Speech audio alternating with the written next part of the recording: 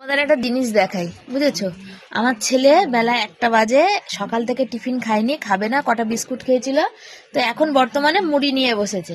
তো সেদিন আমি মূলো টুলো দিয়ে পিঁয়াজ টিয়াজ সুন্দর করে মেখেছি, আজকে আমি মূলো ভাজবো বলে ঠিক এই সাইজের মূলোগুলো কেটেছি, একটু মোটা মোটা।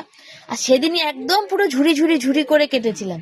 এখন মূলোগুলোকে এই দেখো বেছে বেছে এখানে তুলছে, দেখতে পেয়েছো? মশাটা মারতে পাবো হাতে। এই যে হচ্ছে মূলোগুলোকে, এই যে দেখো এই যে তুলে তুলে দিচ্ছে, বলছে মূলোটা আমি বেকার নিলাম। তো ওকে কে বোঝাবে? আমাকে জিজ্ঞাসাও করেনি যে মা মূলোটা নেবো।